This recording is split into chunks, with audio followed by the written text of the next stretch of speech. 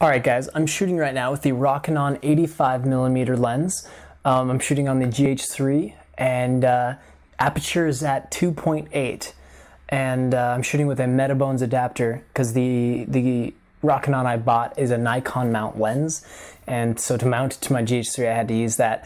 I just wanted to give you a quick overview, and I've owned it for about 2 months now, and have been using it for a lot of weddings, photo and video, and I'm just really pleased. It's a kind of a mid-range lens. It's not a super expensive one. Right now on Amazon, where I got it, it is running $289, and so that's decent. It might be expensive to some people, but it definitely won't break the bank for an 85mm lens. The bokeh, or however you want to say that, on this lens, basically when you go completely out of focus and you face it at a light, say at night, and those big white blurry circles you see, they won't be perfectly round with this lens. There is a little bit of edges, as far as like a pentagon looking type of thing, but it's very unnoticeable, unless you zoom in on them, kind of a thing. It's not something detrimental is what I'm trying to say, but it's not going to be a perfect circle like your thousands and thousands of dollars 85mm lenses would be. They make two versions of it. One of them has the autofocus and one of them doesn't. I went and bought the one that doesn't because I'm using an adapter that won't bring that over to my camera anyway. And so, but I think it's only like $20–$30 difference. The one with the autofocus chip is only $289, and so I'll link that in the description below. And there's 309 written customer reviews. Some people like it, some people hate it. Some people say that, you know, the not having a perfect circle is you know, breaks it for them, and they would rather spend the money to get the perfect circle, you know, so on and so forth.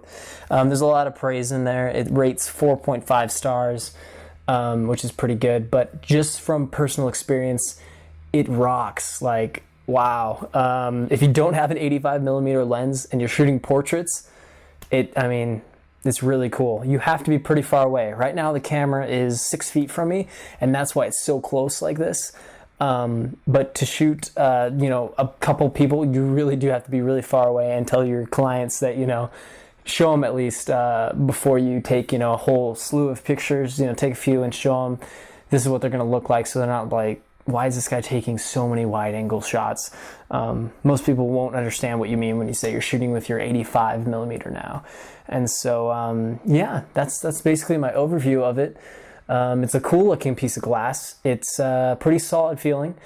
The focus ring there's quite a bit of focus, and so your focus throw is larger than, say, a videographer would like to have, or not a videographer, a photographer would like to have to quickly, during a wedding, say, you know, the bride's walking down the aisle and you need to quickly move that. It's so minuscule to me, something like that, it doesn't bother me. It gives you a more accurate, you know, play, so you can really hone in on what you're trying to focus on. And it hasn't bothered me shooting weddings at all. You know, I'm fast enough with it that it doesn't bother me. Yeah, that's basically my review. I'll keep doing maybe some more reviews of it down the line if something changes, or, you know, it craps out on me, or you know, I like it even more than I do now. I'll do more stuff on it. Yeah, you guys have a good one.